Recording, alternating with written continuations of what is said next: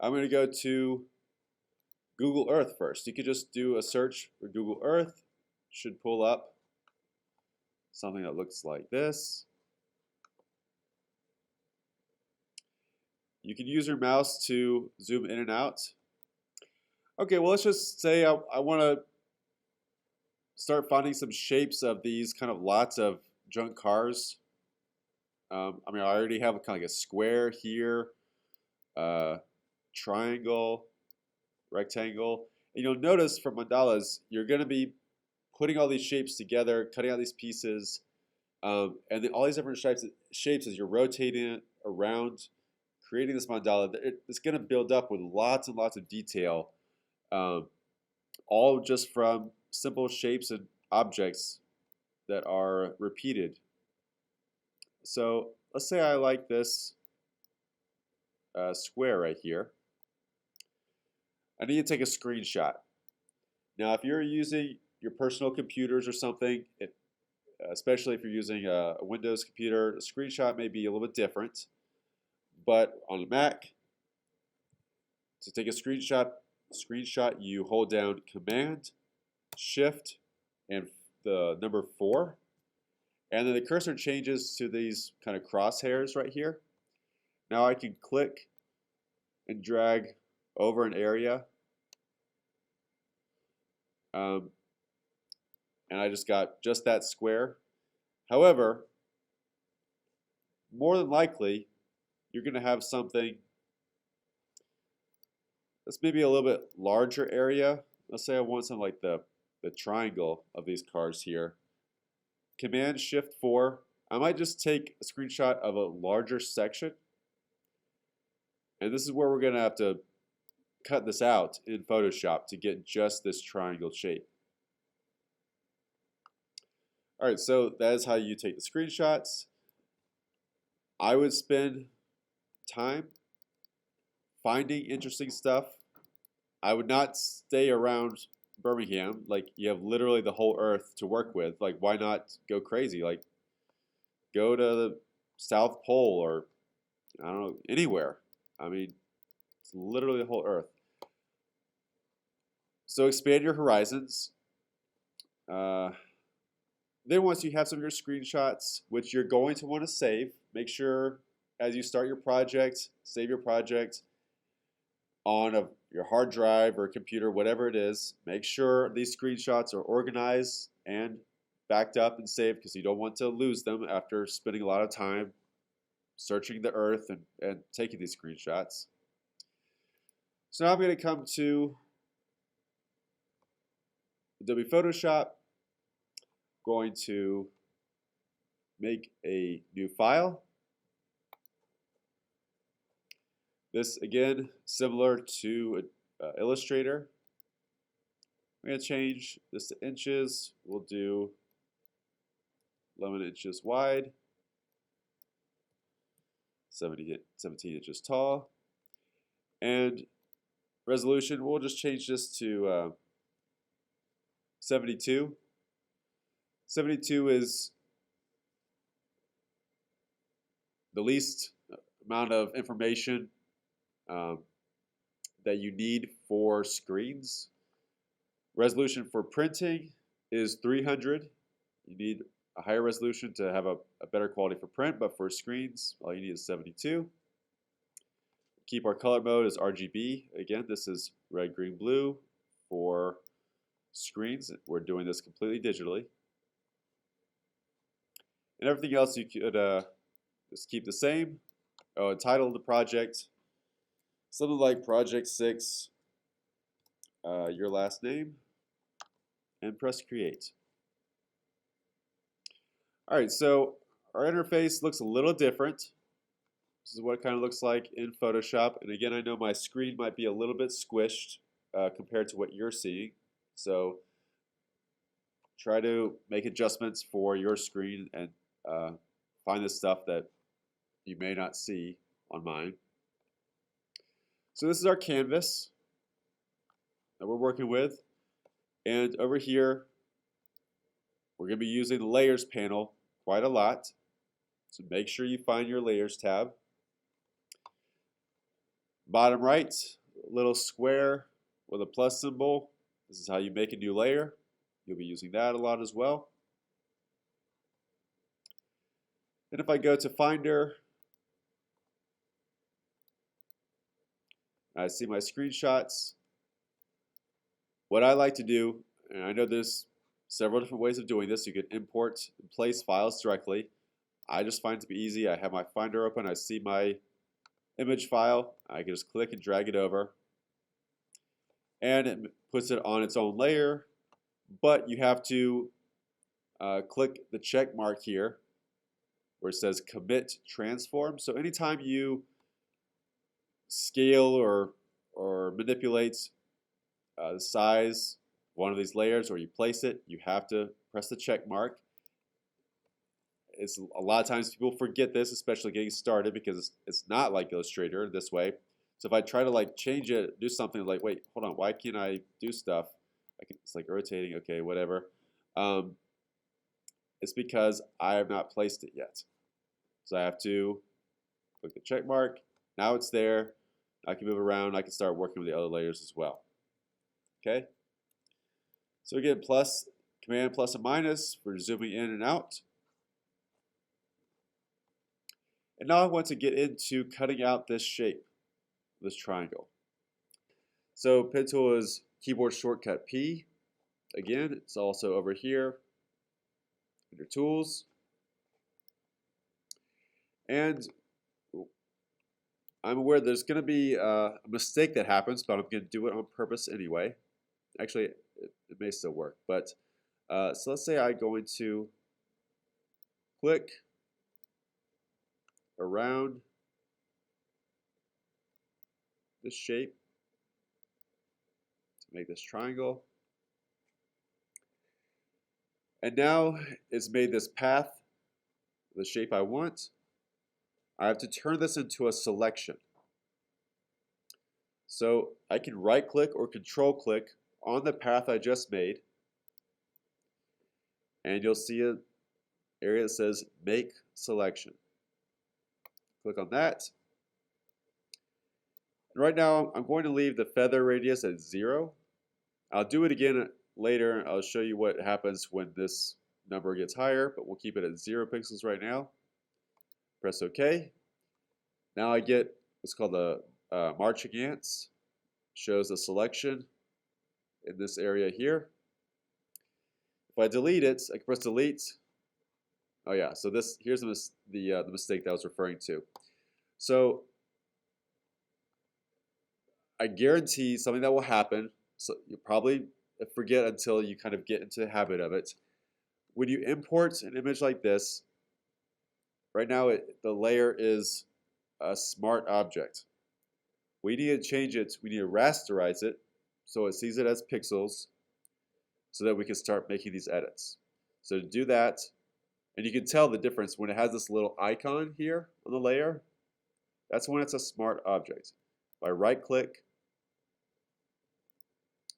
on the layer, so on the layer name here, right click or control click, scroll down where it says rasterize layer, click on that. Now the little icon has gone away. If I press delete, it deletes the area within my selection. Now we don't want to delete this. We want to delete everything else around it so that we keep this. To do that, we need to invert the selection so that the selection is not inside the triangle, it's everything outside the triangle. So this selection made, we're going to come up to select, and I'm going to press inverse. It's also keyboard shortcut Shift Command I. So everything around it is selected. I press delete, and I'm left with just this shape of the cars. Okay. Right now it still has a selection. To deselect, press Command D, and it gets rid of that selection. I come back over to my Move tool. Now I can move around the shape. It has some guides turned on, but that's okay. Okay, so look for show transform controls on selected layers. This little box right here. Okay, so you'll notice, again, after I have made an adjustment, like I just rotated this shape, this is where I have to go back up, click the check mark to commit the transform. You can also just press enter on the keyboard. It'll do the same thing. If I go to rotate again, see it shows back up. I can't click out of it. I have to commit the transform. So that's just a little weird thing about Photoshop that works differently than Illustrator. All right, so I have this shape here. Some of this stuff you don't have to necessarily find a bunch of different triangles. You can repeat these. Like for example, I want to use this shape and I want to kind of like a circle or something. You can duplicate either by holding Option down, clicking and dragging it over, and duplicates the shape. Or this layer here for this shape, you could just click and drag it down to that new layer, and it will. They were on top of each other. It does it automatically, so then I just drag it down. That duplicates the shape as well. You can also copy and paste. That will duplicate. So Command C and Command V can duplicate the shapes. Okay, so you're probably going to want to turn this on as well. This little icon in the top left, if I hover over it, it says automatically select a group or layer by clicking on a visible pixel. You're going to want to turn that on because now I can click on one of these, move it around. If that's not turned on, you'll notice I'm clicking on one of these shapes and it's not doing anything. Like I would have to actually click on the layer. For this project especially, that could get annoying. So remember to turn on this little icon here to automatically select a group or layer by clicking on a visible pixel. Turn that on. Now I can click on each one, move it around. I would recommend using guides. So if you see your ruler here, if you don't, it should be Command R, or you can go to View and Show Rulers. You can click and drag a guide from the top, which will be horizontal, and a guide from the left, which will be the vertical guide. And you can kind of make a grid. This will probably be helpful in laying out your design, so you kind of know where everything kind of fits, certain areas. And this is going to be the basic process. Now, you're going to want to take some time, find a lot of really great objects from the satellite imagery. A big part of the grade for this project is going to be the sheer complexity. You know, mandalas are beautiful and they serve the purpose of, different purposes. Can be, making them can be kind of meditative, but they kind of mostly follow an accepted structure, usually radial symmetry. Sometimes it can be more, box shaped. You do have some flexibility over the design. However, more likely, making this mandala, it's not going to be like a lot of creativity where you're coming up with something brand new. You are working within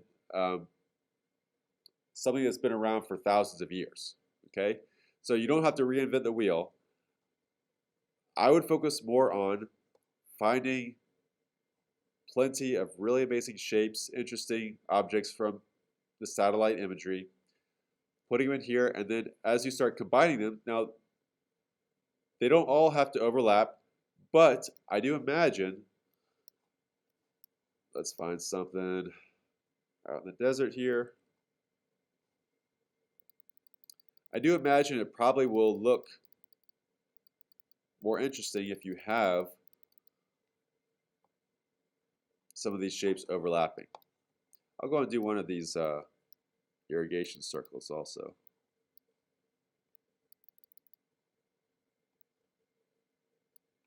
It's kind of cool. So I just took a screenshot, went back to Photoshop, wait for my screenshot to show up here. I click and drag it over, place it. Now, this is kind of rare that it's like a perfect circle. You're not going to often find perfect circles on Earth. But what you can do, instead of using the pen tool to make a perfect circle, in this case, I can go to my ellipse tool, and it's a little extra step, but for this case, if I just make it, right now it's going to make a shape. We don't want it to make a shape. We want to change from shape to path, and I can make a path over the circle, and then do the same thing. Control click, make selection, press OK. I'm going to invert the selection, delete the rest. Oh, I forgot. We got to rasterize a layer first. So control click on this layer, rasterize layer. Okay. Now press delete, deletes everything around it. Deselect. Now I have this circle here. As you are, putting this together, some of them, it might be fine to have some space, but we don't want these really kind of empty, open mandalas. I have a feeling some of it's going to start getting cool when these shapes are overlapping, interacting with each other in different ways. Now, obviously, I did not take time to really organize the rotation of these triangles. But if I did, these circles probably start looking pretty cool. And if I zoom out, you can already start seeing it doesn't even look like satellite imagery anymore. We start seeing these other textures and interesting shapes. Okay. I did promise I would show the difference of changing the feather when making a selection. So let me actually just do that again. So you'll notice this selection here, with 0 feather, it's a sharp edge around this circle that I did. So if I change the feather radius to, let's say, 30, and then do the same process, select inverse, delete. Actually, 30 was way too much, not great for example. But instead of being a sharp edge, it was an extremely gradual crop and selection. So that's why it looks kind of like it fades out here. I don't think you're going to want to do this. I would keep it around probably 0 to 5 pixels. Let me actually do 5, show you the difference there. So you'll see it has a very soft edge.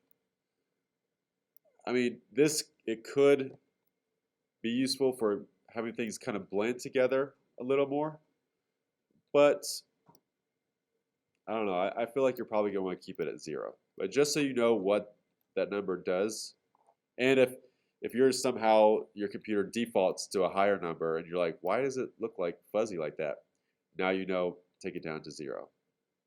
There's a bunch of different ways to change the color of an image layer. I would say, okay, so an easy way in this case, let's say I want to turn this to blue. I Why not? Go up to Image and Adjustments, and you actually have a bunch of different options. You could use photo filters. You can change the color balance or a channel mixer. These will all change the color. In this case, I'm going to go to hue saturation, and I can actually change the hue itself. So right now this is kind of like a orangey color, and I can adjust it on the color wheel so it becomes, yeah, blue like we said. And then let's say I want to make it a little bit more bright blue. I can just increase saturation, make it lighter or darker. That's one way of doing things. If I do it where, say I go to color balance, I can make some adjustments this way as well. They'll work a little bit different ways, because this actually, you'll notice you have the ability to change the color of the shadows, midtones, or highlights. So let me kind of take this back to close to where it was. If I go to shadows, let's say if I make the shadows a little more red, but I make the highlights more blue, it can kind of create some more separation between the colors. So that's an option as well. And then channel mixer, it's just a different way of working. I never really used a channel mixer. But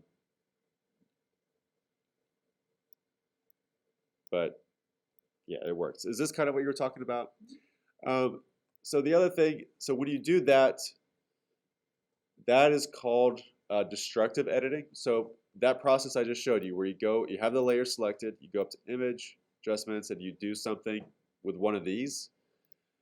Like let's say I go back to here, change it to this kind of greenish color. If I press OK, it's done. Like I just changed the color. It is the way it is.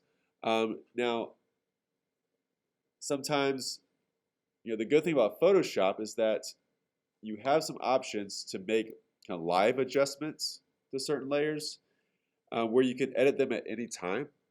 So in this case, let me undo that.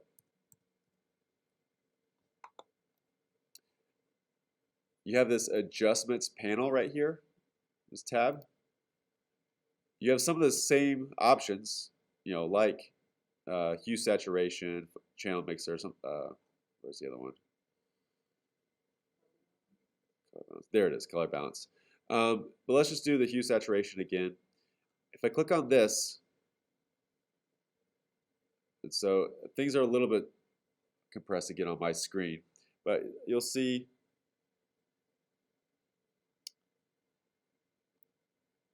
there we go. So I can make the adjustment here. So I just changed the color. And if I go back to my layers, which squish it down to the bottom, you'll notice now there's a new layer here. This is called an adjustment layer. So I can actually turn this layer off and on, and it turns the effect off and on. And I can always go back, I can double click on it, and I can edit it later. So this is non-destructive editing. It's not actually changing it like for good. It's making an adjustment layer, and I can go back and tweak it at any time.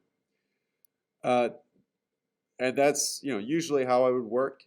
However, just be aware that it's adding layers here. It can get a little confusing, but now if you'll notice, I wasn't really paying attention. Let me try something real quick. Okay, so here's one thing that was hard to tell, but I'll zoom in. Watch when I change the color of the circle. Watch what happens to the cars.